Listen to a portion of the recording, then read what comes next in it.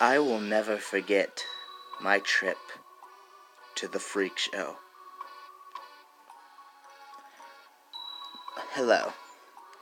My name, well, my name was originally Aaron Walker. I say originally, and you'll learn why if you listen to this story. For you see,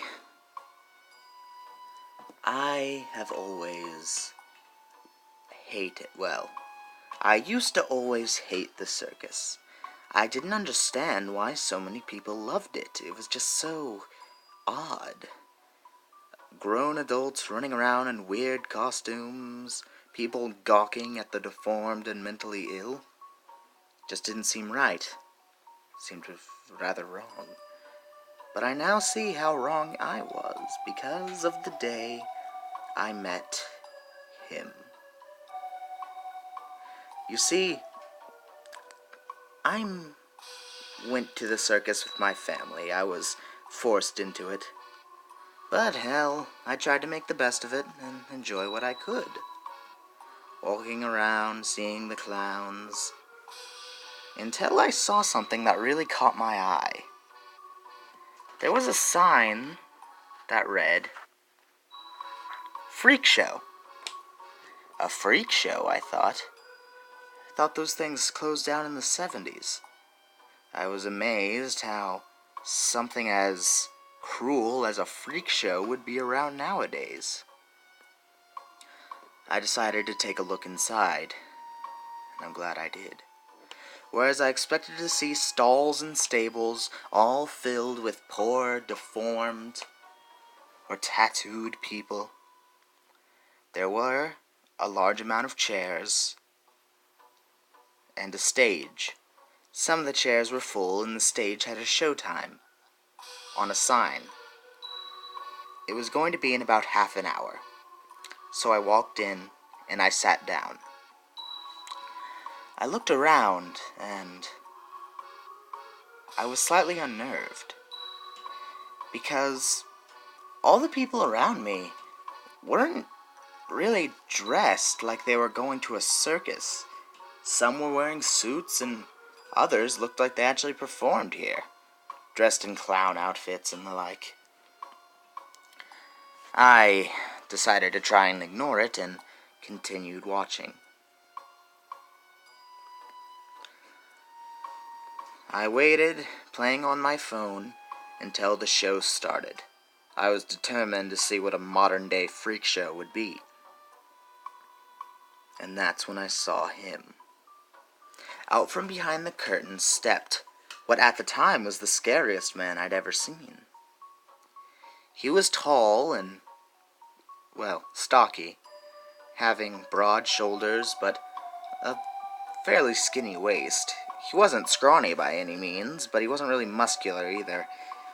He just looked like his body was naturally shaped in a V. Except for when it got to his legs, which were proportionate to the rest of his body. His chest was a natural V shape, it appeared. Ladies, gentlemen, boys and girls, welcome to my freak show, he said. I hope you brought your barf bags, because this is gonna be one hell of a show. I know you'll enjoy it, because if you don't, well, who wouldn't enjoy it? Either way, ladies and gentlemen, I stand before you today, because if I was behind you, you wouldn't be able to see me. So I introduce to you the ladies, gentlemen, and those who don't really appear to be either, of my freak show. My name is Freak Show, and I'll be your ringmaster for this evening. The only clothes the man had on was a black trench coat that went down to his ankles and a pair of jeans.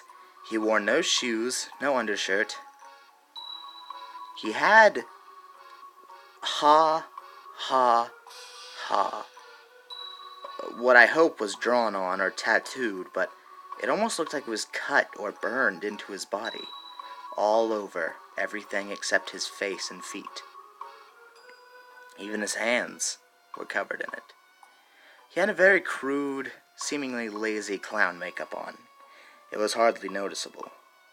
A sharply thin, squiggly line coming from the corners of each mouth, and a straight line going down either eye. Well, one of his eyes was covered by his brown curly hair. The man pranced around the stage singing some song from American Horror Story, and then I looked at the freaks, and my stomach turned. As I stared, one of them walked up.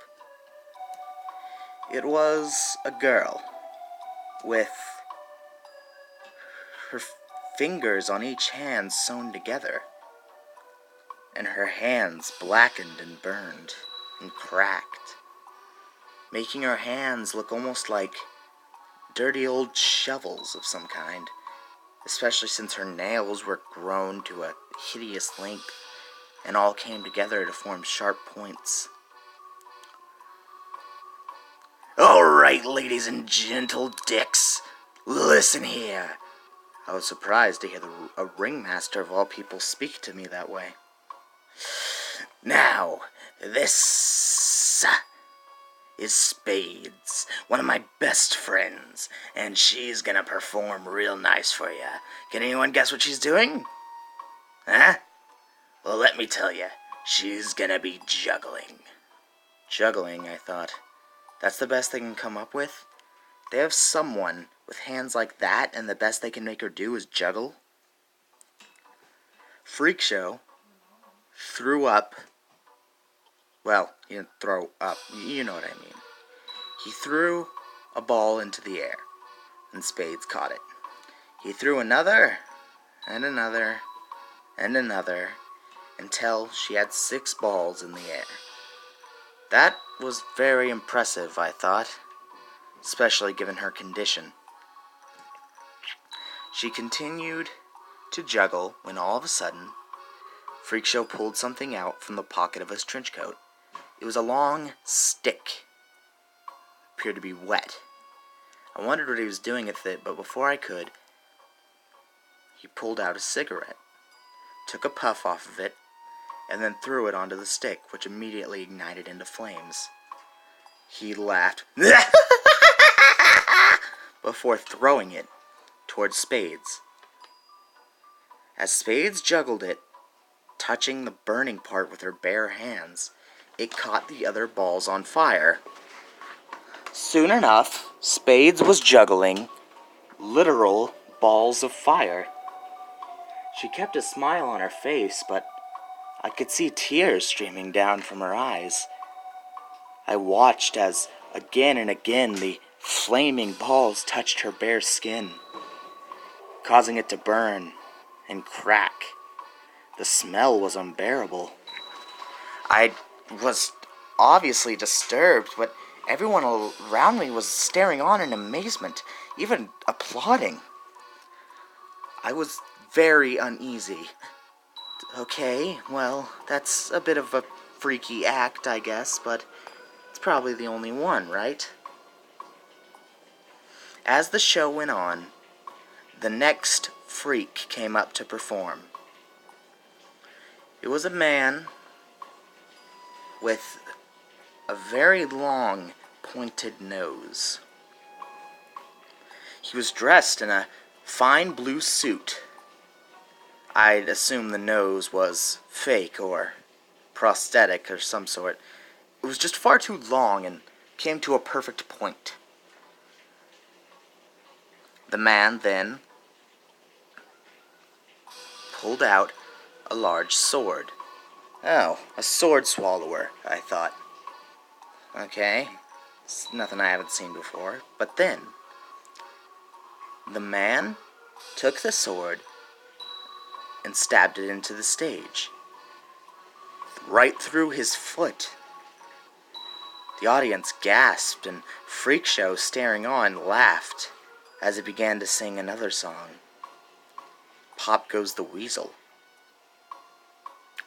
As he sang, All around the mulberry bush, the monkey chased the weasel. The monkey thought 'twas all in fun. Pop goes the weasel. A penny for a spool of thread, a penny for a needle. That's the way the money goes. Pop goes the weasel. Jimmy has the whooping cough. Timmy's got the measles. As he sang on, the man undid his shirt and his coat. He took off the suit, everything except for his pants and shoes. He then grabbed the sword, and as FreakShow reached the next verse, that's the way the money goes. Pop! With the pop, the man shoved the sword directly through his chest, and I could see it sticking out the other side. FreakShow went on to complete the song, and by the end, the man had, I believe, 5 swords sticking straight through him. I was disgusted. What is this? I thought. FreakShow laughed and continued to sing. Now, the man started dancing. But this time, when FreakShow reached the pop, the man did a belly flop onto the stage, ramming all the swords about as deep in as they could go, and the audience watched as they all came out the other side, taking some skin with them. I ran to leave the tent, but I couldn't find the door. The music stopped, and the whole audience stared at me. As I ran around searching for the opening, I couldn't find my way out of the tent. I eventually tried to tear through, but nothing would budge. "Oh, kiddo," FreakShow said, "that ain't very nice. Why don't you come back here and sit your ass down until the show's over? Got it?" he said with a smile. I took a deep breath in, and I walked back to the seat and sat down, horrified of what I was going to see next. I realized that the man with the swords through him was not getting up. There was no blood around him or anything like that. He just wasn't getting up. "Ah, old guy did a few too many shows, I guess. Yo, Spades, will you take care of this?" The girl from before picked him up and carried him off stage. Then I watched as act after act of poor, deformed people went on. There was a blind man who threw knives at a 2-headed man who was strapped to a wall, barely missing, and before finishing the act by throwing a knife directly into both of the heads. The 2 men, well, if you could consider them 2 men, continued smiling and got up and walked off the stage. The blind man, who I only knew was blind because his eyes were just straight up not there. Not like they had been taken out, but there was just nothing there. It was completely smooth. Everything about his face was relatively normal, but where his eyes should have been, there was just skin. Nothing else. Not even an indentation. The man walked away. There was another act of some girl with no lower half dragging herself across the stage before dancing vigorously as fast as her arms could carry her. She continued to dance for nearly 10 minutes, and every time she would break or slow down, FreakShow would throw a rock at her and demand that she continue. And then she did. She was smiling and laughing, but it wasn't normal. Eventually the show ended, and everyone started to make their way out. I tried to bolt for the exit before everything went dark. I awoke with a horrible pain in my head. I looked around and noticed I couldn't move. Well, I could, but only tiny jerks that didn't help much. As I jerked around, I heard a shh, shh, shh, shh. It's alright. Calm down, kid. I then saw FreakShow standing above me.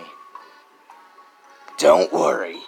I know you were freaked out by our show, but that means you're ready. We're gonna make you better, kid. And you'll never have to be scared of anything again. You got me? No. I want to go home. Just let me go. You are home now, kid. You're home now.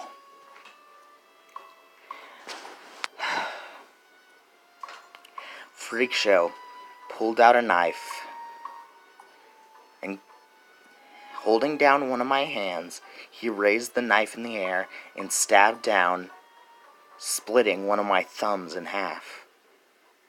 He stabbed it again and again as I writhed and screamed until the thumb was nothing but confetti that fell off as I tried to move my hand. He then moved over and did the same to the other one. He then proceeded to hold my head down and cut off my lips and cut into my cheeks, giving me a large, permanent smile.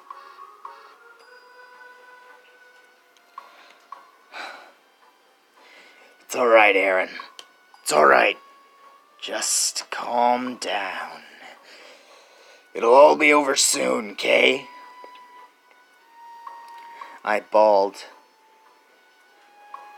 as he shaved my hair, leaving me with nothing but mangled strands caked in blood sticking out in random directions, making me look like a child's doll of some sort. I passed out. I don't know if it was from fear or blood loss, but when I woke up, I was surrounded by those freaks from the show. I began to struggle, but I still couldn't move. I was strapped onto a wall. The blind man threw a knife, and it landed directly next to my head. Now stop that! You'll scare her!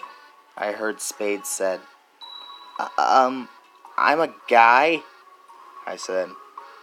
Oh, my bad, said Spades. What's going on here? I said. Oh, he didn't tell you? Then we shouldn't talk to you. Not yet, at least. What the hell is going on here? I just want to go. I heard steps,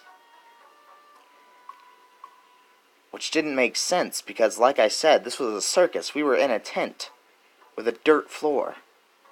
But I could still hear the steps as if they were on hard wood coming towards the tent.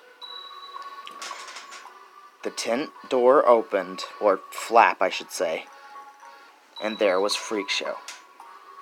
FreakShow walked towards me and put a finger to where my lips used to be. Shh, dollface, dollface. It's fine. You're gonna be fine. Dollface, I said. Dollface? What are you talking about? That's your name now, kid. You are Dollface.